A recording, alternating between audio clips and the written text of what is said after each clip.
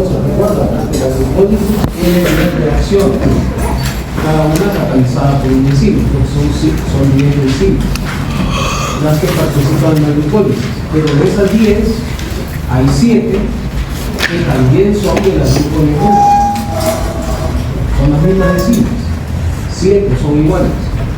Por supuesto, eso ya nos dice que hay 3 de la glucólisis que solo son de la glucólisis, no son de la gluconeogénesis.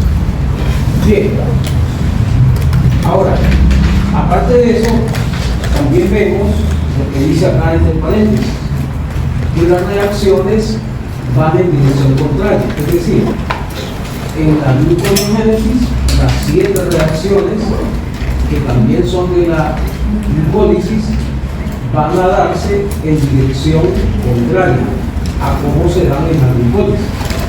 Y obviamente eso tiene sentido, ¿verdad? Porque recuerden que en la glucólisis la glucosa, que es la que más entra, se degrada. Entre comillas podemos decir que como que se va destruyendo, pero en la gluconeogénesis es al revés. En la gluconeogénesis lo que va a suceder es que se va a producir glucosa. Entonces por eso las reacciones tienen que ser en la dirección opuesta, en una comparada con la otra.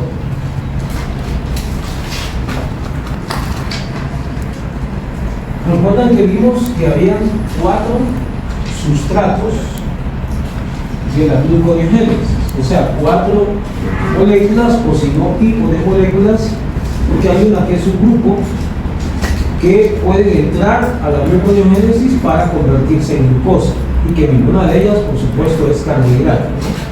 Entonces, como hay 4,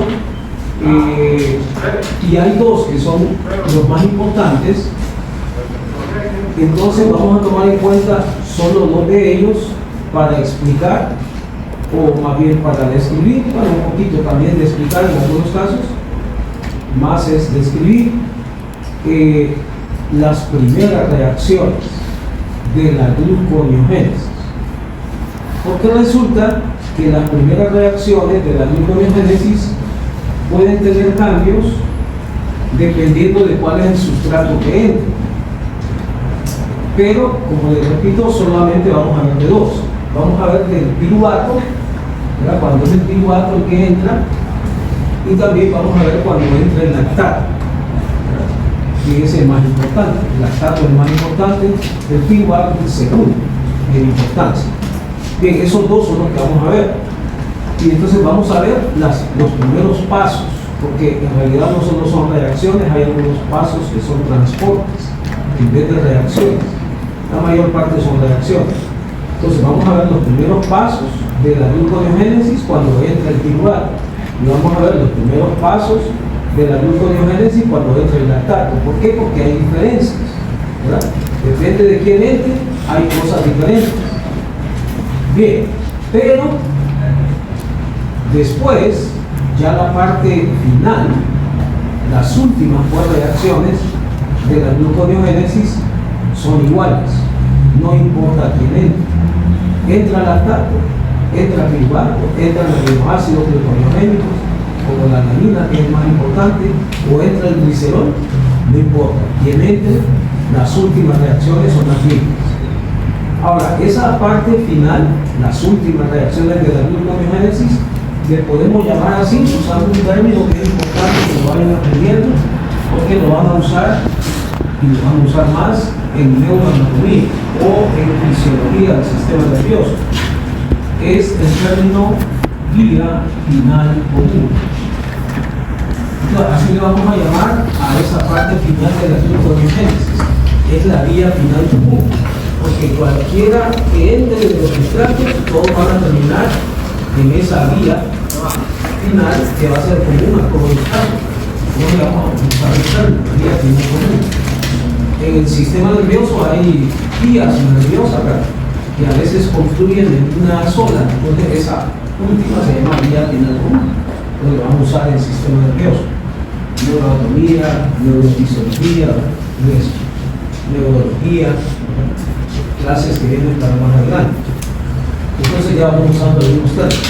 pueden usarse para esas clases. Bien, entonces, ya sabiendo a lo que vamos, ¿verdad? Vamos a comenzar a ver primero las primeras reacciones de la gluconeogénesis, pero a partir del piruvato como sustrato, como dice arriba, cuando entra piruvato. Entonces, la primera pregunta que debemos hacernos es ¿cómo se produce el piruvato? ¿O de dónde viene el piruvato? De la glucólisis, perfecto. ¿Y dónde ocurre la glucólisis? ¿En qué parte de la célula? ¿O alguien más? En el citoplasma. Entonces, comprenderán que entonces el piruvato, como se produce en el citoplasma, es en el citoplasma que está. Entonces ahí vamos a comenzar. ¿Sí? Citoplasma. Ahí está el piruvato que se produce a partir de la glucólisis. Entonces, partiendo de ahí, comenzamos la ruta. Entonces, vean cuál es el primer paso. El primer paso no es una reacción química, es un transporte.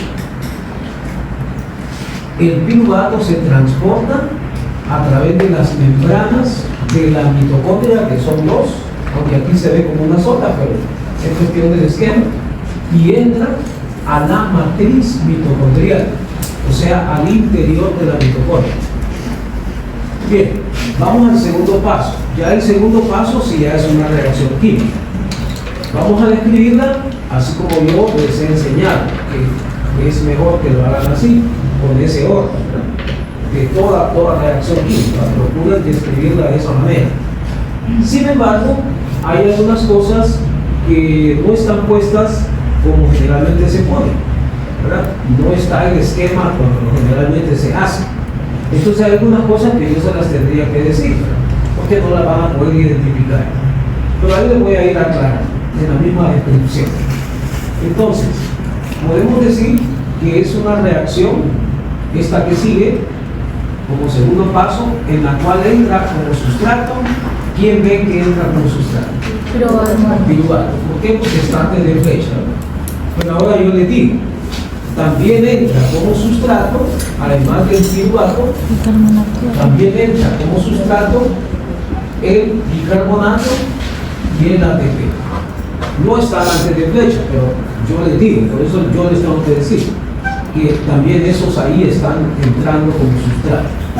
Bicarbonato y ATP. Bicarbonato ya lo conocen, ¿verdad? Ya lo hemos mencionado antes, es HCO3-, tiene una carga negativa, es un ion negativo. Bicarbonato, HCO3-. Bien, y ATP, ¿verdad? Entra como sustrato. Es una reacción en la cual salen como productos. ¿Quién ve que sale como producto? Oxaloacetate. Ese se ve claramente, ¿verdad? Está después de flecha. Entonces sale como producto oxaloacetate. La enzima que cataliza la reacción se llama piruvato carboxilasa. Vamos a las otras cosas que hay que decir. Entonces, lo primero que hay que decir, que les dije, el tipo de reacción, ¿verdad? ¿De acuerdo? Tipo de reacción. ¿Qué tipo de reacción será esa? Carboxilación. ¿Por qué lo dicen? Por el apellido de la enzima. Es una carboxilasa, cataliza una carboxilación. Pero ahora les voy a explicar otra cosa. Aquí me detengo en la descripción para dar una explicación, ¿verdad? Y es que si ustedes no supieran el nombre de la enzima, ¿verdad? Y por lo tanto de esa manera no pudieran saber qué tipo de reacción es, ¿de qué otra manera pudieran saber que se trata de una carboxilación? Bueno, entonces para eso a la vez les pregunto, ¿cómo identifico yo cuando una reacción es de descarboxilación? Cuando sale, o sea, cuando se produce o se libera dióxido de carbono, correcto. Es una descarboxilación. Ahora bien, ahora les explico otra cosa. El bicarbonato, HCO3-, es equivalente al CO2. Son equivalentes. ¿Por qué son equivalentes? Porque uno se puede convertir en el otro. De manera que, debido a eso mismo, cuando uno aumenta, el otro aumenta. Si uno disminuye, el otro disminuye. Entonces da casi lo mismo hablar de uno que hablar de otro. Entonces yo podía aquí sustituir esto, ¿no? Y decir que en vez de que entra bicarbonato, aquí lo que sucede es que entra, lo voy a poner así como flecha, entra CO2. Entonces, obvio, ¿verdad? Si cuando se libera CO2 hay una reacción, digamos, se convierte en B, digamos así, pero sale CO2, yo digo que esta es una descarboxilación porque se libera CO2. Pero como aquí más bien es que esté entrando, es al contrario. ¿Qué es lo contrario de la descarboxilación? La carboxilación. Entonces, siempre que vean que entra CO2 o que entra bicarbonato, que es equivalente a CO2, me van a decir que es una carboxilación, ¿verdad? Aunque no sepan el nombre del ciclo. Bien, entonces ya saben identificar reacciones de carboxilación, además de que ya saben identificar las reacciones de descarboxilación.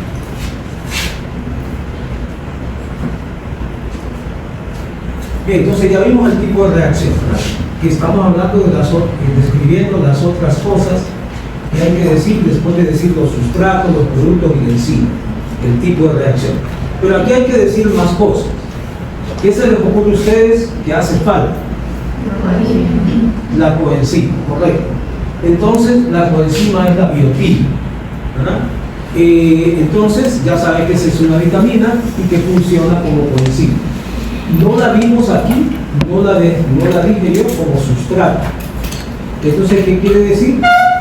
Que entonces la biotina está participando como sustrato, ¿verdad? Entra como sustrato. Por cierto, pregunto, ¿por aquí era que íbamos? Porque estoy viendo que ya saben muchas cosas de esto, o es que han estudiado, o es que yo me equivoqué. ¿Estamos bien? Más adelante, pero... por eso, entonces tienen que decirme porque yo anoté. Pero es que no sirve también el repaso. No, porque entonces el tiempo se me va. No, si vamos... O sea, dígame en qué diapositiva nos habíamos quedado. Sí, pero ¿en cuál diapositiva?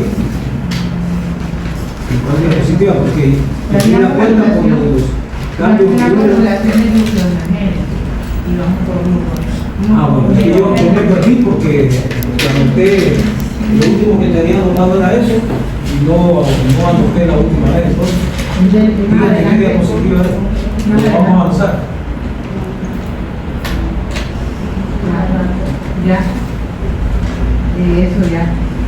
¿Esto ya? Sí. Sí, ahí me disculpen, yo anoté mal ahí. Bueno, no anoté, mejor dicho, la última vez. Se me fue por alto, anotar. No, por ahí va. Y como con otras secciones sí voy más atrasado, yo no sabía cuál era. ¿Esto ya? Sí, ¿verdad? No, atrás de eso. Siempre que vean eso me dicen, ¿verdad? Si yo me equivoco. Por ahí. Yo anoto generalmente, pero a veces me va la onda. Ahorita me va la onda y no. Por ahí, pero creo que no terminamos de explicar eso. Iba empezando. Bueno, en todo caso, comenzamos de acá, aunque ya hayamos visto algunas cosas. Pues entonces ahora estamos ya con la glucogenogénesis, que también en forma cortada se llama glucogénesis. Glucogénesis. Y entonces la primera reacción, porque esta es la ruta, ¿verdad? Esta es la ruta. La primera reacción de esta ruta consiste en una reacción en la cual entra como sustrato la glucosa 6-fosfato. Pero aquí aclaro, ¿verdad?, de que es glucosa ya con fosfato del carbono 6, no es glucosa así nada más, sino que ya tiene que estar fosforilada. Claro, eso ocurrió en otra reacción o en otra vía. Entonces, no es que va a ocurrir en esta vía, ya tiene que entrar fosforilada como glucosa sin fosfato. Entonces, si yo digo, ¿cuál es el sustrato inicial de la glucogénesis? No me van a decir glucosa, me tienen que decir glucosa 6-fosfato. Bien, entonces glucosa 6-fosfato es la que entra como sustrato en la primera reacción y sale como producto glucosa 1-fosfato. La enzima que cataliza la reacción se llama fosfoglucoglutasa. Ya una vez les había explicado que las glutasas lo que hacen es cambiar de posición un fosfato de un carbono a otro. Y ven que eso es lo que está ocurriendo, porque el fosfato cambia del carbono 6 al carbono 1. Entonces, en el tipo de reacción habría que decir que es una reacción que consiste en un cambio de posición de un fosfato, si quieren ser más específicos, dicen que del carbono 6 al carbono 1. Y si lo dicen de forma más general, cambio de posición de un fosfato de un carbono a otro. Bien, entonces eso es en lo que consiste la reacción. Ahora vamos con la segunda reacción. En la segunda reacción vemos que entra como sustrato la glucosa o un fosfato y sale como producto UDPG. UDPG es uridil difosfato de glucosa. O sea, es un complejo formado por UDP, que les recuerdo que es un nucleótido, igual que el ATP, igual que el ADP, igual que el AMP. El UDP es otro de esa misma familia de nucleótidos. Y el otro compuesto es la glucosa. Entonces los dos se unen y forman un complejo uridil difosfato de glucosa, conocido como UDPG, con esas siglas. Bien, luego vemos que la enzima que cataliza la reacción se llama UDPG-pirofosforilasa. UDPG-pirofosforilasa. Bien, en este caso vemos que lo que ocurre en la reacción es que la glucosa se une al UDP, se pega al UDP y se forma ese complejo UDP. Eso es lo que podrían describir como lo que es la reacción, el tipo de reacción. Es la unión de la glucosa al UDP para formar el complejo UDP. Bien, vamos a la tercera reacción.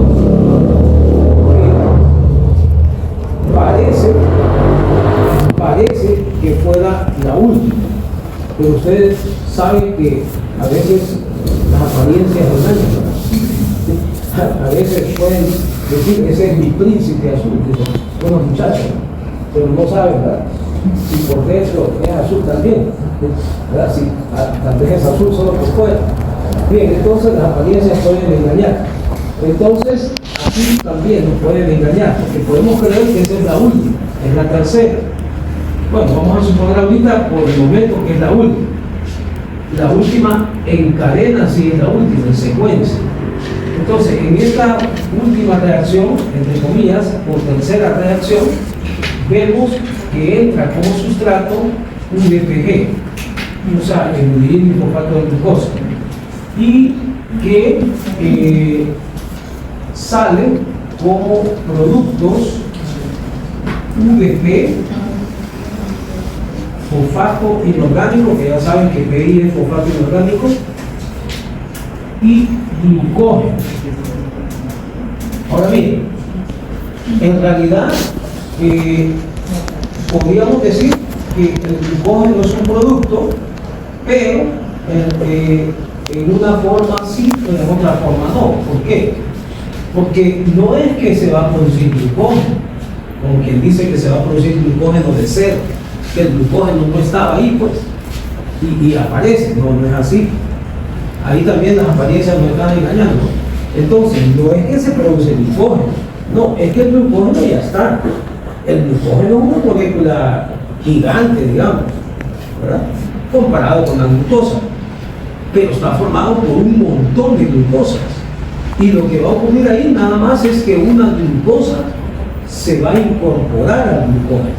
Eso es lo que verdaderamente va a ocurrir. No es que va a aparecer el glucógeno, no, es que al glucógeno que ya está, se le va a pegar una glucosa, ¿verdad? Entonces eso es lo que significa esto, ¿verdad? Que la glucosa se va a pegar al glucógeno, va a pasar a formar parte del glucógeno. Y por supuesto, la glucosa se tiene que separar para eso del UDP, por eso el UDP sale libre. Y además ven que la glucosa, como venía fosforilada, venía con un fosfato, ya lo tenía en el carbono 1, ya en este momento. Entonces aquí ese fosfato también se libera, y se libera como fosfato inorgánico. Entonces la glucosa se separa del UDP, pierde el fosfato y se incorpora al glucógeno. pasa a formar parte del glucógeno, que ya existía, pero ya está ahí. Bien. Ahora, perdón, solo termino. La enzima que cataliza la reacción es la glucógeno sintetasa, que el nombre nos engaña porque dice que va a formar glucógeno. En realidad no es que lo está formando, es que le está agregando una glucosa más. Dígame. Aquí me perdí. Sí, aquí me perdí. La UDP más PI, ¿qué sería? La UDP más PI son productos. Sí, porque tiene que estar después de flecha. Sí, sí. No están después de flecha. Entonces el glucógeno no es un producto. No, el glucógeno es un producto, pero no es glucógeno así, como que el glucógeno está apareciendo, como que si no existía y ahora es que aparece. No, el producto es, en otras palabras, el glucógeno con una glucosa más. Sí, sí. El glucógeno con una glucosa más, ese va a ser el producto. Claro que el glucógeno ya estaba, pero se le pegó una glucosa más. Así ya es producto. Glucógeno con una glucosa más. Eso es el producto. Bien, ¿alguna pregunta? Hasta el momento, ¿alguna confusión? No, perdón, confusión. No, más confusión. Ok, bueno, entonces seguimos, ¿verdad? Les decía que hay otra reacción, pero ya se la voy a explicar. Resulta que la glucógeno sintetasa, como ya se han dado cuenta, lo que hace es pegar una glucosa al glucógeno, y así el glucógeno va a tener una glucosa más, ¿verdad? Después de esa ruta, después de que termina esa ruta, después de esa tercera reacción. Pero la glucógeno sintetasa es una enzima que cuando pega glucosa al glucógeno, obviamente se tiene que pegar esa glucosa a otra glucosa, que ya está ahí, ¿verdad? Cuando hay un montón de glucosa, se va a pegar una glucosa más. Entonces va a ser una unión entre una glucosa, la que está llegando, la que se va a agregar, y otra que ya está formando parte del glucógeno. Pero la unión, o sea, el enlace que se va a formar en ese caso, por efecto de esa enzima, es un enlace alfa 1,4. Que ya saben, aquí es un tipo de enlace glucosídeo. Bien, el enlace que vimos que estaba en la maltosa, ¿no? Que después vimos que también estaba en la amilosa, que también vimos que estaba en la amilopectina, y que ya habíamos visto que está en el glucógeno, ¿verdad? Bien, todas esas moléculas tienen ese tipo de enlace, alfa 1,4. ¿Lo recuerdan? El glucógeno. Y por cierto, también les recuerdo, la amilopectina, aparte de que tienen enlace alfa 1,4, también tiene otro tipo de enlace. ¿Cómo se llama? Alfa 1,6. ¿Y dónde están esos enlaces? En los puntos de ramificación, donde comienza una rama, donde comienza una ramificación. Entonces ahí hay enlaces alfa 1,6. Ahora, el glucógeno, obviamente, lo estamos diciendo ahorita, y ya lo saben ustedes, es ramificado, tiene ramas, por lo tanto tiene enlaces alfa 1,6. Pero, estoy diciendo, la glucógeno sintetasa no puede formar enlaces alfa 1,6. Entonces, ¿qué quiere decir? Que la glucógeno sintetasa solo puede formar una molécula lineal. Ramificada no. Pero el glucógeno es ramificado. Entonces ¿quién forma las ramas? Tiene que haber otra enzima. Una enzima que forme las ramas cuando se vaya a ocupar formar una rama, y que tiene que formar enlace alfa 1,6 para poder formar la rama. Entonces por eso tiene que haber otra reacción. Sería como una cuarta reacción, pero que no va en secuencia, porque solamente se va a producir cuando sea necesario formar una rama. Cuando ya se vaya a formar una rama, tiene que darse esa otra reacción, que ya con esa serían 4 reacciones de esta ruta. Entonces, si yo pregunto, ¿cuántas reacciones tiene esta ruta? 4. Claro, aunque en secuencia son 3, ¿verdad? Pero hay esa cuarta que solamente se va a dar cuando se va a formar una rama. Ahora bien, ¿cómo se llama la enzima que cataliza esa cuarta reacción, que es para formar las ramas? Pues sencillo, aunque tiene dos nombres, pero el nombre que vamos a ver es el que es más sencillo, porque se llama enzima ramificante, que es la que va a formar las ramas. Bueno, se llama ramificante. Claro que para hacer eso tiene que formar el enlace alfa 1,6. Ahora, pero no es tan sencillo que trabaja como que llega una glucosa y la va a pegar por el enlace alfa 1,6 para que ahí comience una rama. No es así que trabaja. Ya les voy a explicar cómo trabaja. Para eso quiero que se fijen acá, únicamente en esto, porque ahí hay una explicación pero no me gusta y no queda muy clara. Entonces, lo único que quiero que se fijen es en esto. 6 residuos, dice ahí, pero residuos de glucosa. 6 glucosas. Eso es lo que quiero que se fijen de eso. Porque ya les voy a explicar cómo es que trabaja. Entonces, para ello vamos a imaginar que tenemos por lo menos un pedazo ahí de glucógeno para representar una molécula de glucógeno. Entonces vamos a suponer que así va, ¿no? Esto son glucosas que se van uniendo unas con otras en el glucógeno. Y vamos a suponer que por aquí hay una rama, y hay una rama, que hay una rama. Por aquí puede surgir otra rama y así se va haciendo ramificada. Bien, solo tenemos ahí una parte de la molécula que es demasiado grande. Bien, pero un pedazo para poderla representar. Ahora, voy a hacer acá esto un poquito más extenso para explicar cómo trabaja la enzima ramificante. Bien, entonces vamos a suponer que la enzima ramificante ahora va a formar una rama, o va a comenzar, mejor dicho, a formar una rama. ¿Cómo lo va a hacer? Bueno, primero tiene que cortar, tiene que romper un enlace. Ese enlace va a ser el enlace alfa 1,4, lo va a romper y va a desprender del glucógeno un fragmento, un pedazo que va a tener, por eso les decía que se fijaran en ese número, 6 glucosas. Contemos, supongamos que lo va a cortar de aquí. Entonces miren, 1, 2, 3, 4, 5, 6. Aquí serían 6 glucosas.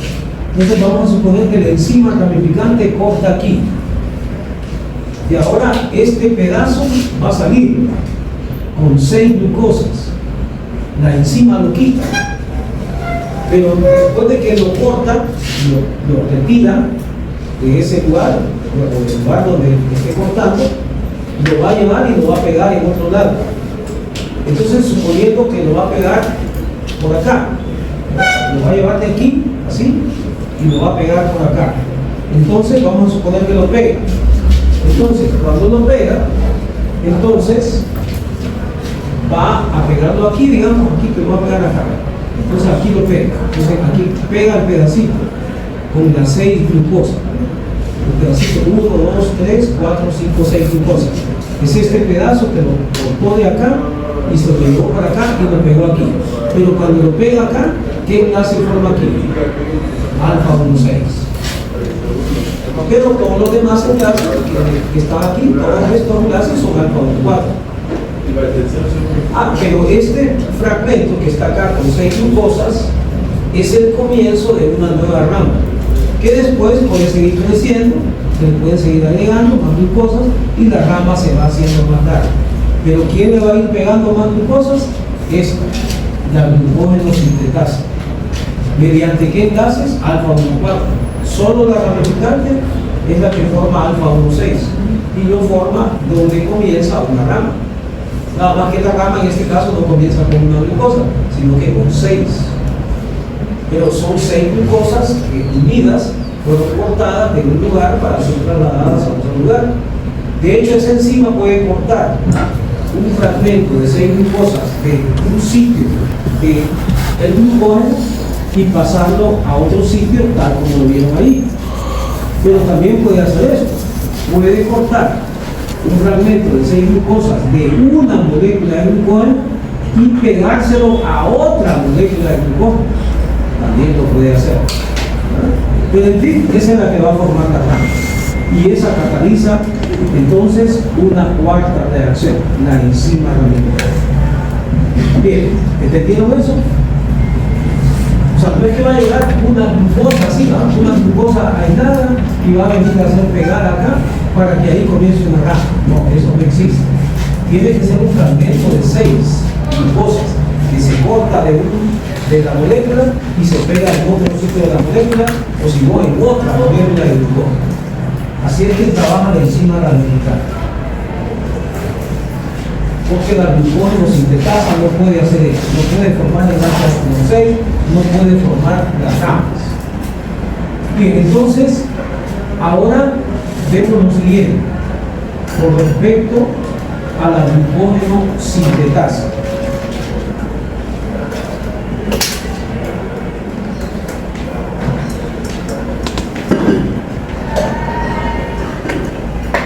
Y es lo que está acá en este rectángulo. Dice que la glucógeno sintetasa es regular. Entonces, ¿recuerdan que en la glucólisis hay enzimas que son regulares?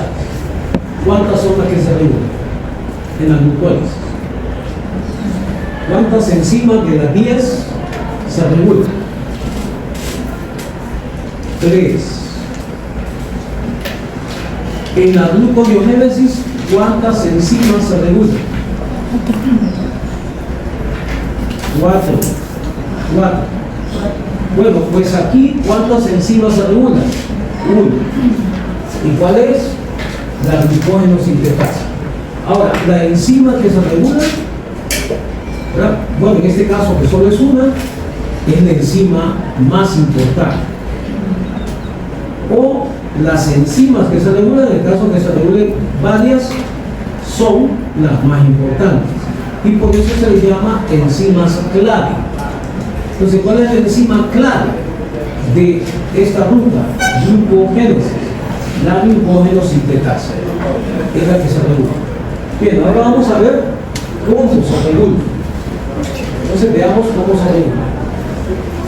Entonces, vemos ahora que se regula o es regulada covalentemente. ¿Qué significa eso?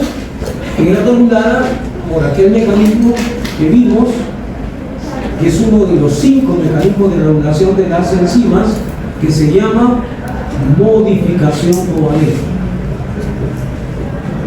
Y recuerdan que vimos que la modificación covalente más frecuente es ¿cuál? La que usa ¿qué grupo para pegarlo o despegarlo en la enzima?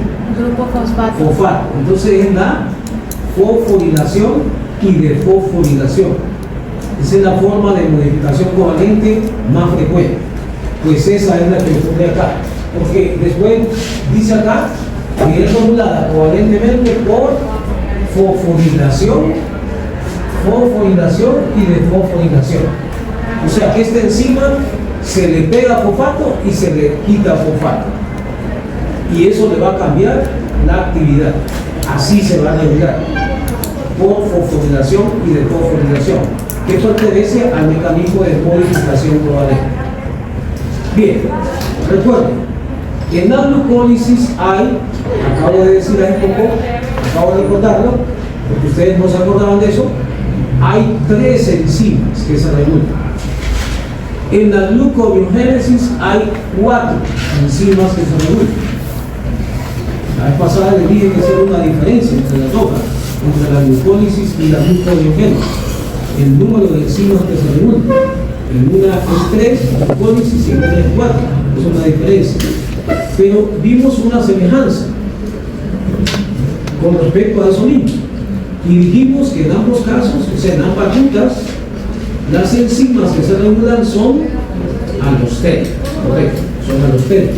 Quiere decir que esas enzimas se regulan por alosterismo, o el mecanismo de regulación es la regulación alostérica.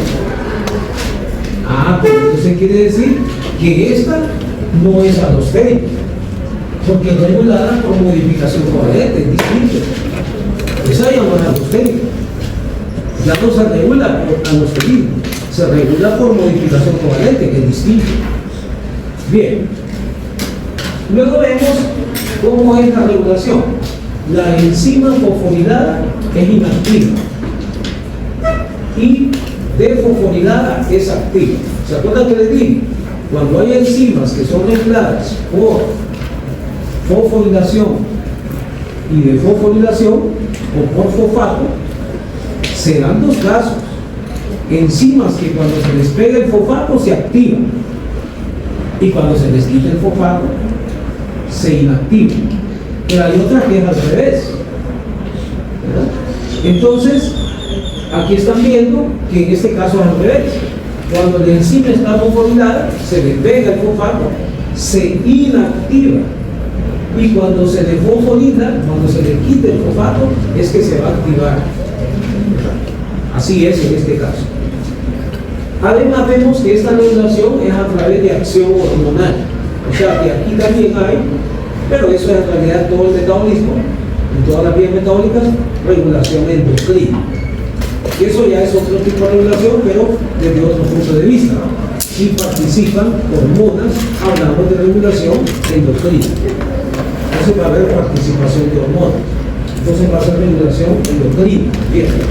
Va a ser regulación alostérica por un lado, y regulación endocrina por otro lado, porque participan hormonas. ¿Alguna pregunta sobre esto?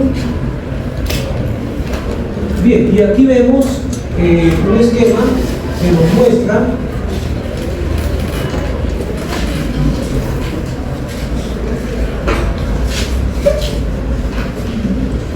la parte final de esta ruta. Entonces vemos acá el complejo UDP-G, o sea, UDP-glucosa. Esto que está de color negro es el UDP, este de color negro. Y esto de color verde es la glucosa. Entonces ven que es el complejo formado por el UDP más la glucosa. Y luego vemos cómo acá el UDP va a salir libre, aquí sale libre, y la glucosa se va a despegar del UDP y se va a pegar, como ven acá, aquí ya se va a pegar, aquí ya se pegó a esto, que representa a qué, al glucógeno. Claro que solo un pedacito el que se ve ahí porque es demasiado largo, es bastante largo y tiene un montón de glucosas, pero ven cómo esta glucosa nueva se va a pegar a esta que ya forma parte del glucógeno, y así cuando ya termina la reacción, termina la ruta, ya catalizada por la, ya existiendo la última reacción catalizada por la glucógeno sintetasa, al final entonces el producto más importante, principal, es el glucógeno, pero con N más 1 restos, porque cuando entra tiene N restos, es decir, tiene N, o sea, cierto número de glucosas, pero cuando ya termina la reacción va a tener N más 1 glucosas. Como ya les había dicho antes, el producto principal que decimos que es glucógeno en realidad es glucógeno con una glucosa más, N más 1. Tenía N cierta cantidad y se le agregó una más. Ahí se ve cómo se pega una glucosa nada más al montón que ya existía, porque ya el glucógeno ya estaba. No estamos partiendo del glucógeno de cero. Eso puede suceder de cero, pero cuando estamos dentro del útero de nuestra madre, ahí sí, cuando comenzó a formarse la primera molécula del glucógeno, ahí sí, es que apareció el glucógeno de cero. Pero si no, pues ya está. Y se le va a estar agregando y agregando y agregando más glucosa. cada vez que ocurra esta ruta. Bien, si no hay preguntas, pasamos ahora a otra ruta, que es la glucogenólisis. La glucogenólisis es una vía metabólica opuesta a la glucogénesis. O sea, ahora le damos vuelta a la moneda. ¿Alguien tiene alguna moneda ahí para darle vuelta? No. Bien, no, le damos vuelta a la moneda porque vamos a ver una ruta que es como lo contrario a la anterior. O sea, que quiere decir que de entrada podemos ir viendo que si en la anterior se agrega una glucosa al glucógeno, en esta es que se va a liberar una glucosa del glucógeno. El glucógeno va a perder una glucosa. En la anterior ganó una glucosa, en esta va a perder una glucosa cada vez que ocurra la ruta. Bien, se llama glucogenólisis. ¿En qué consiste? ¿Cuál es la definición? Degradación del glucógeno hasta glucosa. Pero la realidad es que el glucógeno va a perder una glucosa. Una glucosa se va a separar del glucógeno. No es que en sí el glucógeno va a quedar totalmente destruido, no. El glucógeno ahí va a quedar, nada más que va a perder una glucosa. Se lleva a cabo ¿dónde? En el citoplasma. Igual que ¿cuál? Igual que el anterior. Igual que todas las rutas que hemos visto, excepto una, la gluconeogénesis. Que en todo caso también en la gluconeogénesis sí hay algunas reacciones que también ocurren en el citoplasma. Pero hay otras que ocurren en la mitocondria y algunas que ocurren ¿dónde? En el retículo endoplasmático. ¿Cuál es? La última. ¿Dónde ocurre la última reacción de la gluconeogénesis? En el retículo endoplasmático. ¿Dónde ocurren las demás? En la mitocondria unas y en el citoplasma otras. Pero todas las demás rutas que hemos visto, incluyendo esta que estamos viendo ahorita, todas ocurren en el citoplasma. Todas las reacciones son en el citoplasma. Se encuentra regulada por hormonas, ¿verdad?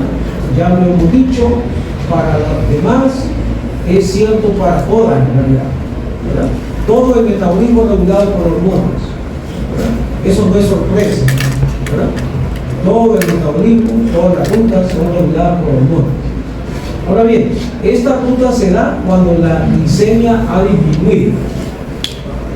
Porque claro, cuando la glicemia va disminuyendo, y como no puede disminuir por debajo de cierto nivel, porque si no hay problemas, la gente se desmaya, pierde el conocimiento, ¿verdad? Puede entrar en coma, entonces las neuronas se pueden dañar, etc. Entonces, por eso cuando me escuchen hablar raro, también puede ser que me esté bajando el azúcar, porque yo no inyecto insulina, porque hace un montón de tiempo, me inyecto en la mañana, en la tarde, porque padezco de diabetes desde hace muchos años y tengo que usar insulina. Entonces, si estoy hablando raro ahí, ¿verdad? No tan así como raro, porque ando como borracho, hablando como no es que ando tomando, no es que me traba la lengua porque ando tomando, no. Porque me está bajando el azúcar, porque ahí me ayuda. Más bien agua y café. Le da alguien un confite o algo así, ¿verdad? Para que no se le baje el azúcar, porque me pueden dañar las neuronas. Bien, y de todas maneras eso a uno le da por fuerza, porque siempre uno tiene su práctica de hipoglicemias, de baja de la glicemia, que es peligroso. Bien, más peligroso que se le sube. Pero bien, entonces cuando ya va disminuyendo la glicemia, por ejemplo, cuando va pasando el tiempo sin comer, ¿verdad?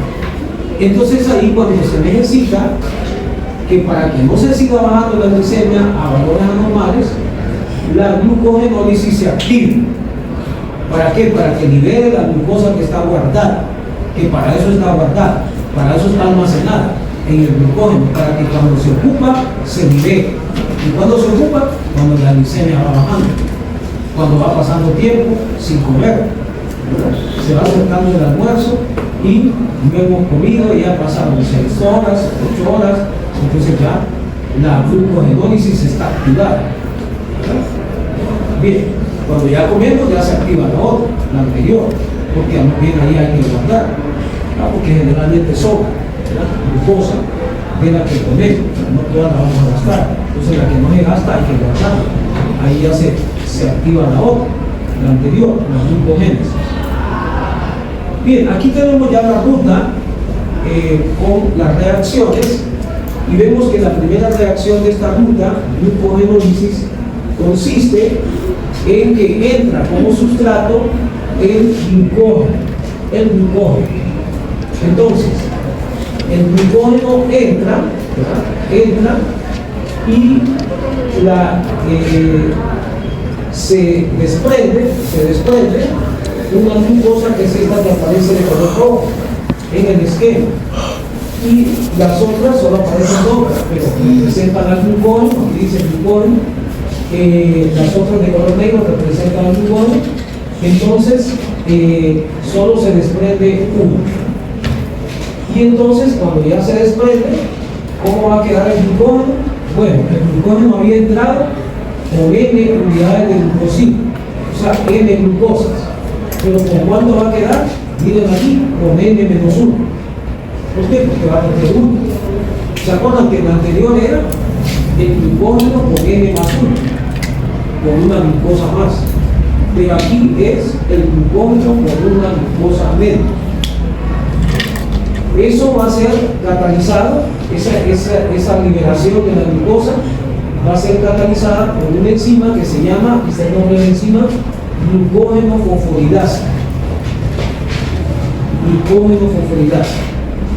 Bien, después de esa reacción catalizada por la glucógeno fosforilasa, viene una segunda reacción, en la cual ven que como la glucosa al liberarse está fosforilada, tiene un fosfato, este PI está pegado a la glucosa, entonces vemos cómo ese fosfato en la siguiente reacción se va a desprender.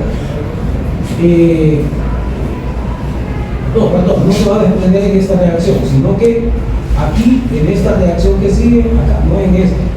Esta es la misma anterior, el producto de la anterior. Sino que acá, si seguimos la flecha, como la glucosa al liberarse va a tener un fosfato inorgánico, entonces la siguiente reacción, que es esta, la que estaba señalando acá ya, y es aquí, entonces la glucosa va a perder el fosfato. Aquí se ve el fosfato como grupo, y ven cómo aquí ya no se pierde, se cambia de posición. Aquí está el carbono 1, que es el anomérico. Se fijan en este oxígeno, yéndose para abajo y para la derecha, tenemos el carbono 1, que es el anomérico. Ahí está pegado el fosfato. Cuando se desprende la glucosa del glucógeno, queda fosforilada en el carbono 1. Pero en la siguiente reacción, en la segunda reacción, se cambia de posición el fosfato y aparece ahora en el carbono 6. ¿Qué enzima realiza eso? La fosfoglucoamutasa, que ya la hemos venido mencionando para otras rutas y que ya saben qué es lo que hace la mutasa. La mutasa cambia de posición un fosfato de un carbono a otro. Como lo ven acá, lo va a cambiar del carbono 1 al carbono 6. Y así se va a producir glucosa 6-fosfato. Ese va a ser el producto final. El producto final más importante de esta ruta. La glucosa 6-fosfato. No glucosa, sino que glucosa 6-fosfato. Claro que después se le puede quitar el fosfato, pero ya eso sería en otra reacción aparte, ya no de esta ruta. Bien, aparentemente, ¿verdad? Ya acuérdense que les he dicho, las apariencias engañan. Aparentemente solo son dos reacciones, según lo que hemos visto ahí. No solo son dos reacciones, hay una tercera. ¿Por qué razón? Vamos a explicar.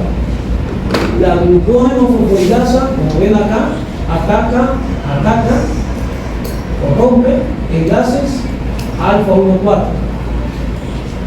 Pero recuerden, el glucógeno tiene ramas, y como tiene ramas, donde comienza una rama, hay enlaces que alfa 1, 6. Entonces, como hay enlaces alfa 1, 6, alguien los tiene que romper. Porque la glucosa no puede. Solo puede romper enlaces alfa 1, 4. Es algo similar a lo que vimos en la ruta anterior. La glucógeno sintetasa, en aquel caso, solo puede formar enlaces alfa 1, 4, pero no puede formar enlaces alfa 1, 6. Por eso tiene que actuar la enzima ramificante, que es la que va a formar la rama. Y ya vimos cómo. Pero aquí tiene que actuar también otra enzima para desarmar las ramas, porque la glucógeno fosforilasa no lo va a poder hacer, porque no puede romper enlaces alfa 1, 6. Entonces por eso tiene que haber otra enzima y por supuesto otra reacción, una tercera, que solamente va a ser cuando se va a desarmar una rama. Entonces, ¿cómo se llama esa enzima? Sencillo, se llama enzima desramificante. ¿Está? Enzima desramificante. ¿Qué va a hacer la enzima desramificante? Romper los enlaces alfa 1, 6 y así las ramas se separan. Una vez que las ramas ya están separadas, como ellas tienen glucosa, ¿verdad?, pero unidas por enlaces alfa 1, 4, la misma glucógeno fosforilasa va a seguir rompiendo esos enlaces para que la rama se vaya separando en moléculas de glucosa y la glucosa se vaya liberando. Entonces tiene que haber una tercera reacción que es catalizada por enzima ramificante, que es la que va a romper, como dice acá, los enlaces alfa 1, 6 para desarmar las ramas. Bien, ahora son tres reacciones, entonces son tres enzimas las que participan, pero de manera parecida a la anterior, aunque en la anterior eran 4 reacciones, pero de manera similar a la anterior, en esta ruta solo hay una enzima que se regula. ¿Cuál es la que se regula? La glucógeno fosforilasa, es la que cataliza la primera reacción. Esa es la enzima más importante, esa es la enzima clave, esa es la enzima regular, o que se regula. Bien, entonces ahora vamos a explicar cómo se regula. ¿Cómo se regula esa enzima?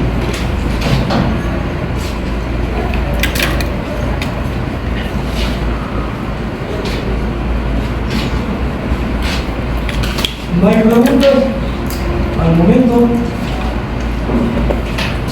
Bien, entonces vamos a explicar cómo se regula con esta diapositiva. Bueno, primero quiero que vean que hay una enzima que se llama glucógeno fosforilasa quinasa. Este es otro, no es la misma glucógeno fosforilasa, es otro. Miren que tiene un apellido más. Bien, no es lo mismo Rubén Elvir que Rubén Elvir Maiden, porque Rubén Elvir es mi hijo también, pero Rubén Elvir Maiden ya soy yo. Bien, entonces esto vean que tiene otro apellido, glucógeno fosforilasa quinasa. Es otro, entonces es otro. Bien, entonces vemos acá que esa enzima aquí aparece como inactiva. Ahora vean cómo se activa. En una reacción en la cual entra ATP y el ATP se convierte en ADP, o sea, ¿qué quiere decir? Que el ATP pierde un fosfato. Claro que quiere decir también que se gasta energía metabólica, pero vean que el fosfato que pierde el ATP se le va a pegar, es este que está acá, simbolizado así por este símbolo, con una P, se le va a pegar a la enzima glucógeno fosforilasa quinasa. Entonces se le pega el fosfato a la glucógeno fosforilasa quinasa y así se activa. Entonces, ¿cómo se activa la enzima? Por fosforilación. Claro, que quiere decir que cuando se le pega el fosfato se va a activar y cuando se le despegue el fosfato se va a inactivar. ¿Qué tipo de regulación es esa? Modificación covalente. Modificación covalente. Ok, ya no es alosterismo, por ejemplo. Bien, entonces, una vez que esta enzima ya se activó, y se activó por una ¿qué? Por una fosforilación, porque estas reacciones de fosforilación, por lo que están viendo, pero también por el apellido de la enzima quinasa, es fosforilación, porque ¿qué hacen las quinasas? Fosforilan. Bueno, aunque aquí también el asunto es que ella es quinasa, pero ella va a fosforilar a otra. Entonces, pero la enzima que hace esto, que no la ponemos acá, que fosforila esta, también es una quinasa, porque va a fosforilar. Ahora bien, ¿qué sucede después? Esta que ya está activada, porque ya está fosforilada, y así es que es activa, ella va a hacer lo siguiente: va a hacer que esta es otra, esta es la glucógeno fosforilasa, que es así, es la que habíamos mencionado antes, es la enzima clave, la que se regula de la ruta que estoy viendo, de la glucogenólisis, la glucógeno fosforilasa. Esta enzima va a hacer que esta se active. ¿Cómo lo va a hacer? La enzima aquí aparece inactiva, pero vean cómo es que se va a activar por eso. Esta va a hacer que esta enzima se fosforila. Aquí está el fosfato pegado a la enzima, y cuando se fosforila se activa. Pero ¿cómo hace eso?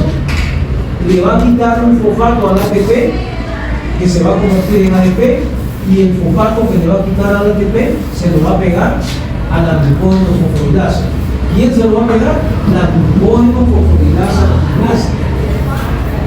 Bien, entonces, una vez que esta enzima ya está activa, porque ya está fosforilada, ella va a hacer lo que ya sabemos, ¿verdad?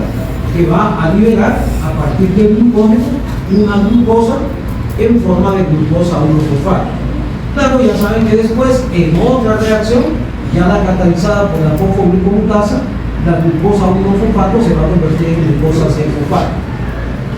Entonces vean que aquí lo que ocurre es que la enzima glucógeno fosforilasa, que es la enzima clave de la glucogenólisis, se regula por modificación covalente y específicamente por fosforilación. Bueno, fosforilación y desfosforilación, pero cuando se fosforila es que se va a activar. Pero noten que quien la va a fosforilar es otra enzima, que es la glucógeno fosforilasa quinasa, y a la vez esa se tiene que fosforilar también para poderse activar. Entonces vean que aquí hay lo que se conoce así como una cascada de fosforilaciones. Eso ocurre en otros casos también, no solamente en este, pero cuando hay varias fosforilaciones seguidas, se dice que hay una cascada de fosforilaciones. Entonces, aquí vemos que primero se fosforila esta, pero esta a la vez va a fosforilar a esta otra. Entonces son dos fosforilaciones seguidas. Entonces cuando hay fosforilaciones seguidas una después de otra, se habla de que hay una cascada de fosforilaciones. Van a ver más adelante en otros temas, o mejor dicho, en otras asignaturas, cómo hay cascadas de fosforilación, como por ejemplo al principio se fosforila una molécula, pero esa a la vez va a provocar que otra se fosforile, esta va a hacer que otra se fosforile, esta después va a hacer que otra se fosforile, y va a ser una cascada más larga que esta de fosforilaciones. Pero hay varias cascadas de fosforilaciones dentro del organismo. Esta es una de ellas. Entonces podrían decir varias cosas. Bueno, la vamos a poner como preguntas de verdadero y falso. Si yo dijera así: la regulación de la glucógeno fosforilasa se produce por modificación covalente. ¿Verdadero o falso? Verdadero. Pero si yo digo, la regulación de la glucógeno fosforilasa se produce por fosforilación y desfosforilación. ¿Verdadero o falso? Verdadero. Y si yo digo, la regulación de la glucógeno fosforilasa se produce por medio de una cascada de fosforilaciones, ¿verdadero o falso? Verdadero. Las tres cosas son verdaderas. ¿Verdad? Las tres cosas son verdaderas. Bien. ¿Dónde la entiendo? Las tres cosas son ciertas. Y lo estamos viendo siempre a la regulación de la enzima clave de la glucogenólisis. Y ahora vamos con la última vía del metabolismo de los hidratos de carbono. Por fin, bien, se llama vía de la pentosa monofosfato o de la pentosa fosfato. O a veces se habla en plural, vía de las pentosas fosfato. Es la misma. Constituye una vía alternativa para favorecer la síntesis de moléculas esenciales para el buen funcionamiento celular.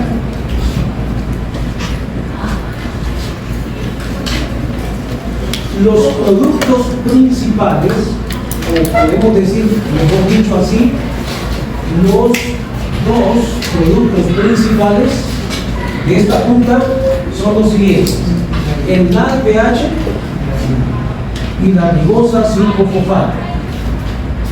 El NADPH y la ribosa 5-fosfato son los dos productos principales de esta ruta. Y veamos para qué se ocupa, porque así vamos a ver por qué esta ruta es importante a través de esos dos productos que ella genera. El NADPH es utilizado en la síntesis de ácidos grasos y de esteroides.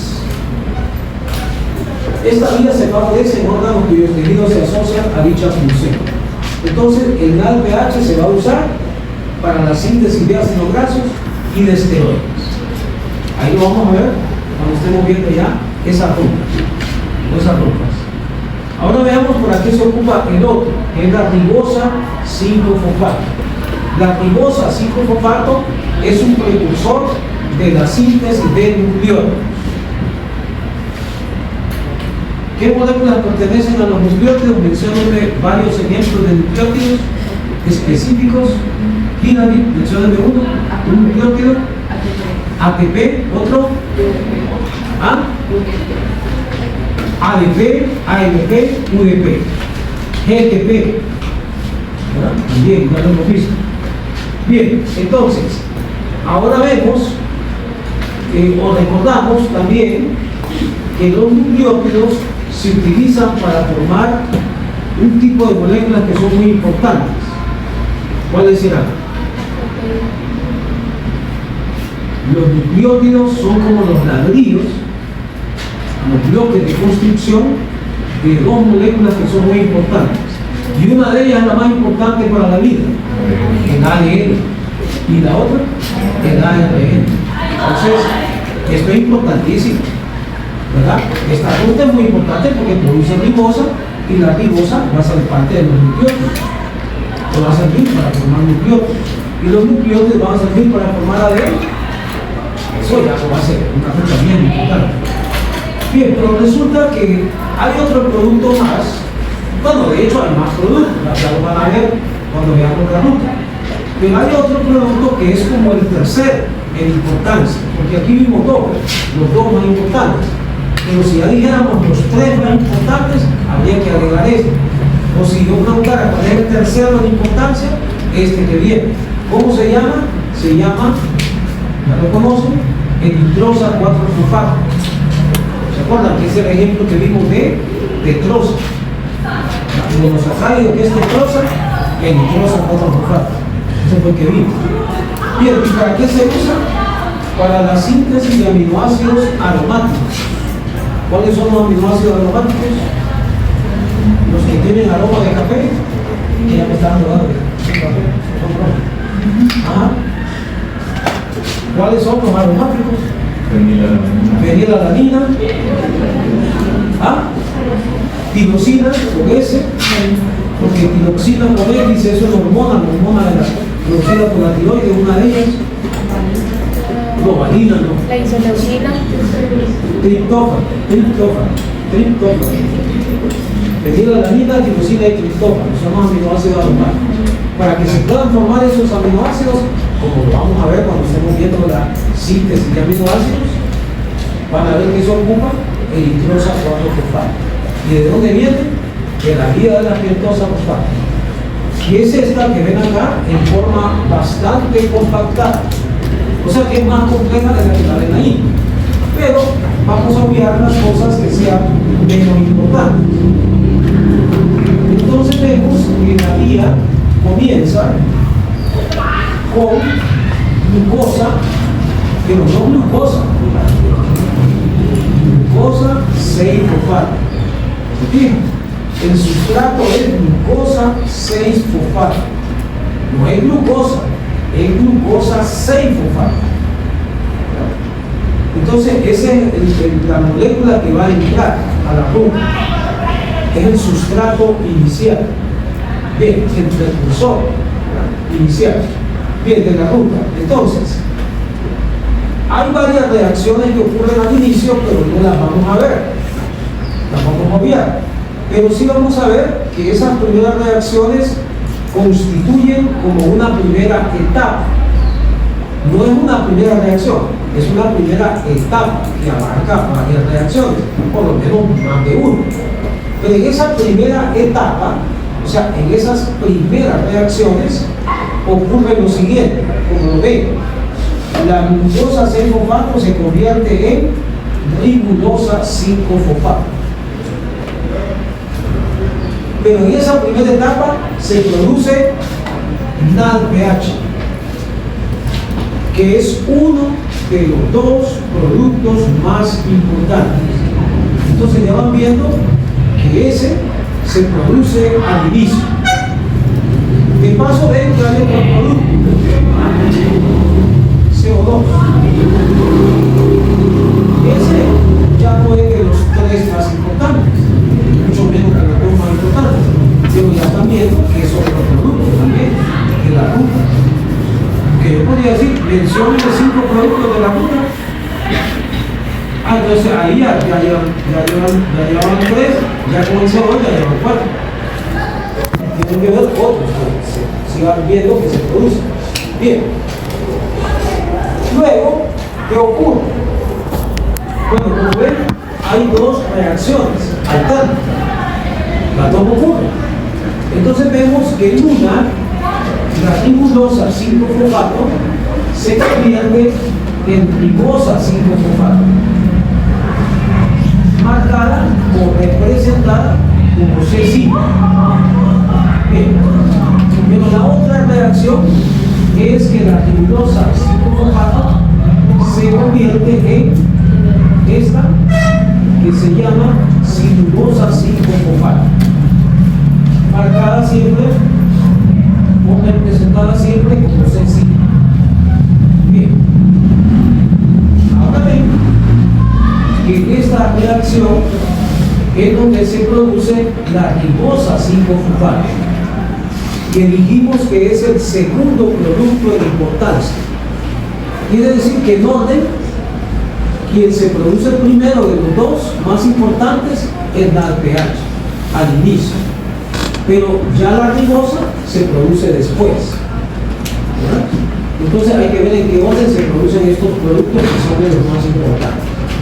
Bien, de paso ya para que vayan viendo eso de un solo, vean que más adelante se va a producir la eritrosa 4-fosfato, que es el tercer producto de importancia. Entonces, ¿en qué orden se producen?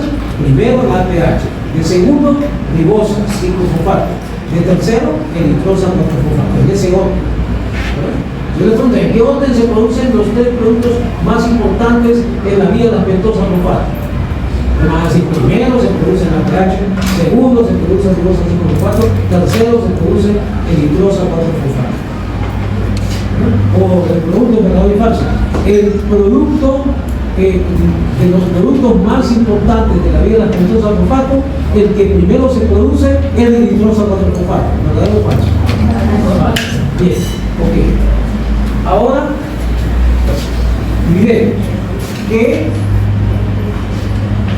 la ribosa y la celulosa, por supuesto la celulosa sería otro producto también, otro producto más de la ruta, no es de los más importantes, pero es otro producto. Pero entonces, la ribosa y la celulosa están representados los dos como C5. ¿Qué significa eso? Que son moléculas que tienen 5 carbonos y son monosacáridas, son carbohidratos, ya lo habíamos visto como carbohidratos. Entonces son pentosas, pero vean que esta es ribosa 5-fosfato y esta es celulosa 5-fosfato. ¿Por qué se llama la vida de las pentosas fosfato? Porque en esta ruta se producen pentosas fosfato, pentosas con fosfato, ribosa 5-fosfato, celulosa 5-fosfato, son pentosas con fosfato. De ahí viene el nombre, vía de las pentosas fosfato. Bien, ahora vamos a la siguiente reacción. En la siguiente reacción entran como sustratos los dos productos de las dos reacciones que vimos antes. ¿Cuáles son? La ribosa 5-fosfato, C5, y la celulosa 5-fosfato, también representada como C5. Esas dos son las que ven que entran a esta reacción. Ahora veamos cuáles son los productos de esa siguiente reacción. Los productos son la ceroheptulosa 7-fosfato, representada como C7, y el gliceraldehído 3-fosfato, que ya lo conocen, es el famoso pegal. Digo famoso porque ya es famoso entre ustedes, representado como C3. Obviamente ya saben, ¿verdad?, que la ceroheptulosa, y por esto que está representada como C7, es una heptosa. Quiere decir que tiene 7 carbonos y es monosacárido también. Y C3 representa que es una molécula de 3 carbonos, y ya saben, ¿verdad?, que el gliceraldehído es una triosa. Es un monosacárido que es una triosa. Bien, ahora, ¿cómo se llama la enzima que cataliza esta reacción? Se llama transcetolasa, pero se conoce con las siglas de TC. El TC significa transcetolasa. Ahora, ve que esa enzima necesita ¿de qué? De una coenzima o cofactor. Pero no es cofactor orgánico, es coenzima. ¿Qué coenzima es? El pirofosfato de tiamina, o tiamina pirofosfato, conocido con las siglas de TPP, ¿verdad? TPP, tiamina pirofosfato, está bien. Tiamina pirofosfato, derivada de la vitamina B1 o tiamina. Bien, entonces esa enzima transcetolasa, si no hay tiamina, si no hay vitamina B1, hay deficiencia de ella, no va a trabajar. Necesita esa coenzima, ¿verdad?, para poder hacer el trabajo de enzima, la transcetolasa. Bien, otra cosa que vamos a ver en esa reacción es que entran dos sustratos que entre los dos tienen 10 carbonos. ¿Por qué? 5 más 5 son 10, ¿verdad? Entonces son 10 carbonos. Son dos pentosas. Cada una tiene 5. Entre las dos hacen 10 carbonos. Ahora, los productos son uno de 7 y otro de 3. Y 7 más 3 siempre son 10. Quiere decir que los dos productos que salen tienen entre los dos también 10 carbonos. Pero obviamente tiene que haber existido en esa reacción una redistribución de los carbonos. Hubo una redistribución. Ya no son 2 de 5, sino que uno de 7 y otro de 3. O una molécula de 7 y otra de 3 carbonos, en vez de 2 de 5 carbonos. Hubo una redistribución. Ahora, ¿cómo se produjo esa redistribución? Bueno, En realidad lo que sucede es que a una de las pentosas, a una G5, se le quitan dos. Claro, no es que se le van a quitar dos carbonos solo, sino que están unidos a otros átomos, pero se le va a quitar una unidad de dos carbonos a una pentosa, y esa unidad se le va a pegar a la otra. Entonces, claro, si a una de 5 le quitan 2, se queda con 3, va a ser el gliceraldehído 3-fosfato. Pero si a la otra se le van a pegar 2, si tenía 5, 5 más 2 es 7, esa va a ser la C-deoxirribosa. Entonces eso es lo que va a hacer la enzima. Quiere decir que la enzima va a producir una transferencia de unidades de dos carbonos. En este caso le va a quitar esa unidad a una pentosa y se lo va a pegar a la otra pentosa. Pero es lo que va a hacer, ¿verdad? Le va a quitar una unidad de dos carbonos a un sustrato y se lo va a pegar al otro sustrato. Eso es lo que hace entonces la transcetolasa. Cataliza la transferencia de unidades de dos carbonos. Bien, vamos a la siguiente reacción. En la siguiente reacción entran como sustratos los que salieron como productos en la reacción anterior, porque estos dos eran los productos de esta, ahora van a ser los sustratos de esta. ¿Se fijan? Algo parecido a lo que sucedía acá. Estos eran los productos de estas dos y entraron como sustratos en esta. Ahora estos que son productos de esta van a entrar como sustratos en esta. Bien, entonces ¿quiénes van a entrar como sustratos en la siguiente reacción?